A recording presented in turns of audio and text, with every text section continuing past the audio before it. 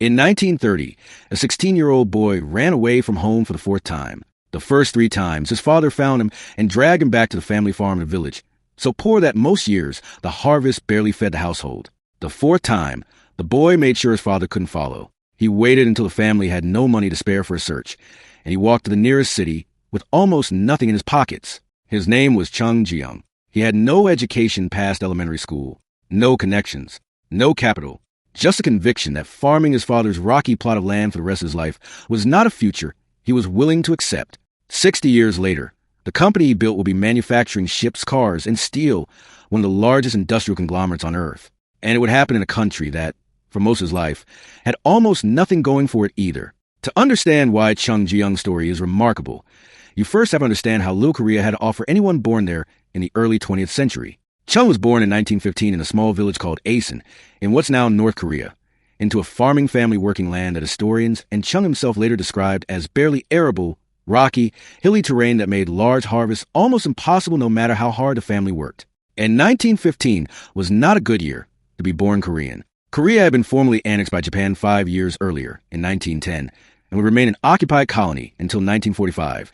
Chung's entire childhood and young adulthood took place under Japanese colonial rule. Koreans under this system faced restricted education, forced labor conscription, and an economy structured to extract resources for Japan rather than develop Korean industry. So the starting conditions here are worth being explicit about. A poor farming family in an occupied colony with no industrial base, no capital markets to speak of, and essentially no path to wealth that didn't run through decades of subsistence farming. Chung attended elementary school, one of the only forms of education realistically available to him. And by his own later account, it was there that he first developed an obsession with reading, borrowing newspapers and any books he could find, absorbing stories about the world outside his village. He later said this reading habit convinced him early that there had to be more available to him than the farm. His father disagreed. His father wanted an eldest son who would stay, farm the land, and support the family in the traditional way. This tension, a father who wanted stability, a son who wanted almost anything else, is the engine of the next several years of Chung's life. Chung ran away from home 4 separate times between his teenage years and his early 20s. This detail tends to get flattened into a single dramatic origin story, but it's worth walking through, because the repetition tells you something about how determined or how desperate he actually was. The first attempt, as a teenager, he made it to a nearby construction site, looking for labor work. His father found him within days and brought him home. The second attempt, he tried again, this time getting further, taking on manual labor jobs.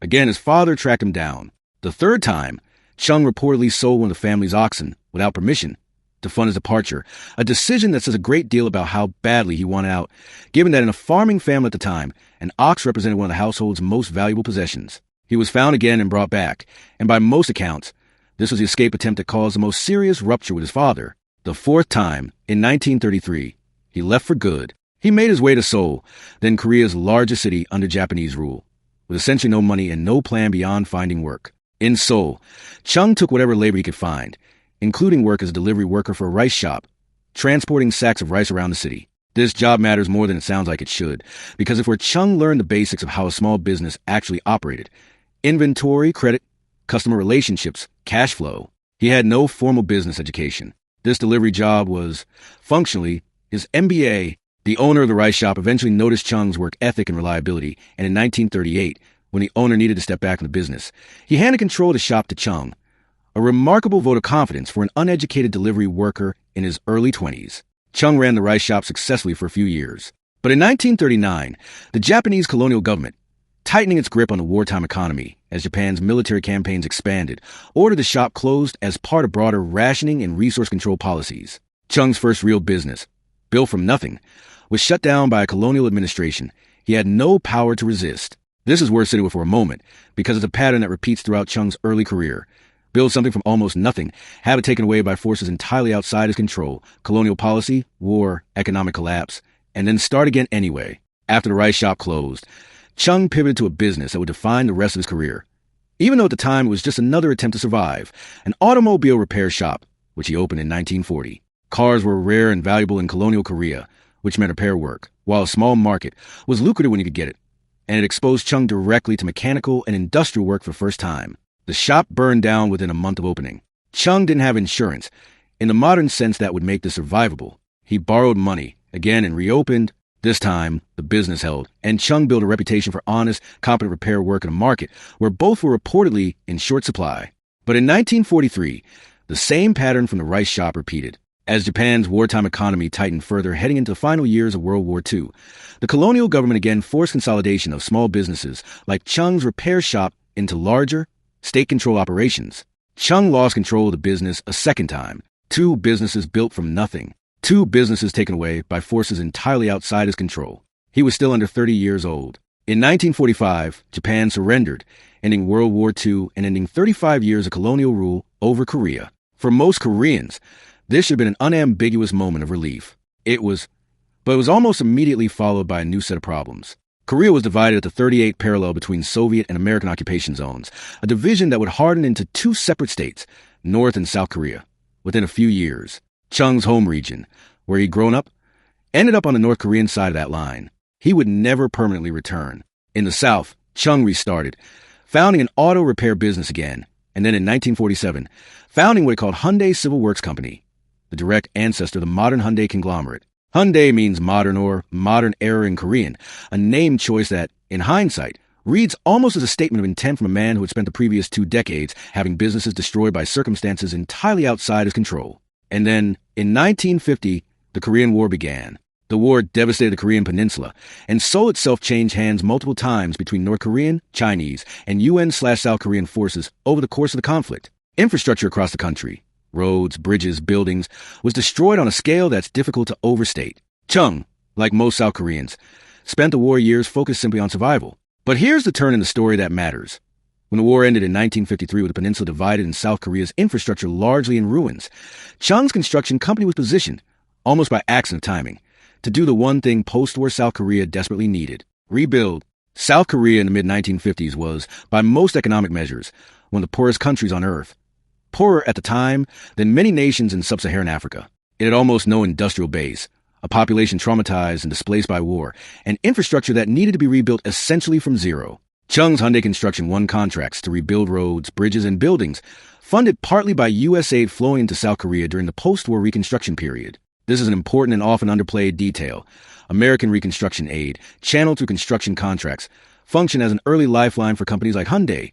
Chung didn't build his company purely through free market grit in a vacuum. He built it by positioning his firm to win the contracts that reconstruction aid was funding. But winning the contract still required actually delivering, and Chung built a reputation in this period for taking on projects other companies considered too difficult or too risky, including a notoriously challenging bridge reconstruction across the Han River, which Hyundai completed under intense financial strain, reportedly losing money on the project, but cementing Chung's reputation with the South Korean government as a contractor who delivered on impossible jobs. That reputation mattered more than the immediate profit.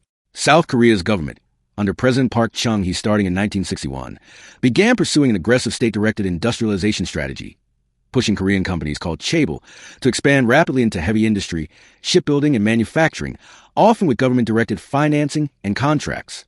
Hyundai, with its reputation for reliability already established, was positioned to become one of the primary beneficiaries of this strategy. In 1967, Chung founded Hyundai Motor Company. South Korea, at this point, had essentially no automotive manufacturing tradition.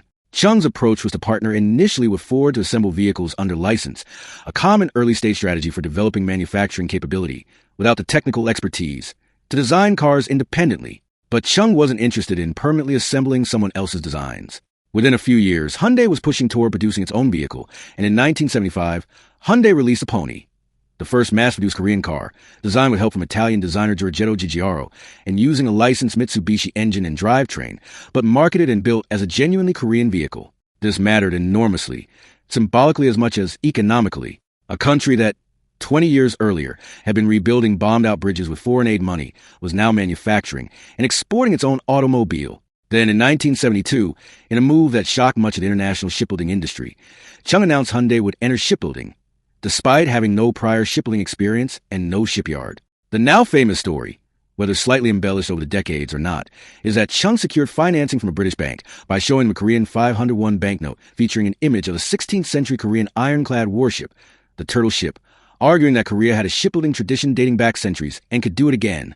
Whatever combination of persuasion and financing actually got the shipyard built, Hyundai Heavy Industries became, within a matter of years, one of the largest shipbuilders in the world, an outcome that would have been almost unimaginable for a company and a country that didn't exist in any industrial sense a generation earlier. It's tempting to tell this story purely as an individual triumph. Poor farm boy, sheer will builds an empire, and Chung's persistence is real and well documented. For escape attempts from home, 2 businesses destroyed by colonial policy, a company rebuilt from a war-flattened economy. That's not nothing. But the fuller picture requires acknowledging the structural forces that lined up alongside Chung's persistence.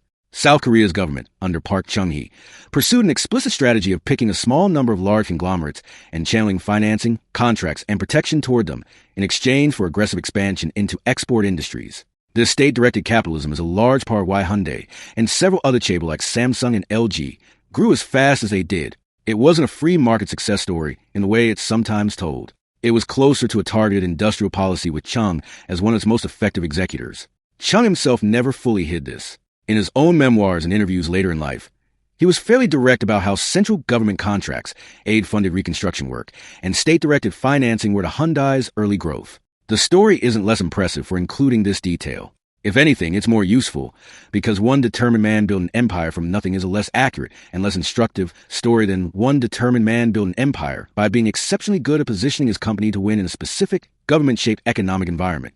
In 1998, at 82 years old, Chung Ju-yung, the boy who had run away from a farm in what was now North Korea, 65 years earlier, organized a herd of cattle, over 1,000 head, and personally led a convoy across the DMZ into North Korea as a gift and as a symbolic and literal act of reconnecting with the country of his birth. The story, retold many times since, traces back directly to his third escape attempt as a teenager, when he sold one of his family's oxen without permission to fund his departure. Chung himself referenced this connection explicitly, framing the cattle delivery decades later as, in some sense, repaying that debt. It's a genuinely strange, almost too neat detail for something that actually happened. A man who stole an ox to escape a life of farm poverty returned, near the end of his life, one of the wealthiest industrialists in Asia, leading a literal herd of cattle back across the border he crossed as a penniless teenager. The cattle delivery also opened the door to further economic cooperation between North and South Korea, including the Kaesong Industrial Complex, a joint economic zone that operated for years afterward, a direct, traceable outcome of one aging industrialist decision to close a very old personal account. Chung Ju-yung died in 2001. By then, the company he'd built from a rice delivery job and a burned-down repair shop had become one of the largest industrial conglomerates in the world, spanning construction, shipbuilding, automobiles, steel, and electronics, employing hundreds of thousands of people, and generating a meaningful share of South Korea's entire GDP. More broadly, Chung's career runs almost exactly parallel to South Korea's own transformation, from an occupied colony to a war-ravaged country poorer than most of Africa, to one of the largest economies on Earth within a single human lifetime. That parallel isn't a coincidence. Chung's company was one of the primary vehicles through which that transformation actually happened. None of it started with capital or connections or education. It started with a teenager who ran away from a rocky, unproductive farm 4 times, finally succeeding on the 4th attempt, because he decided that whatever waited for him outside that village had to be better than what was guaranteed to happen if he stayed. He turned out to be right. It took him 65 years, 2 destroyed businesses, a world war, a civil war, and a herd of cattle to prove it.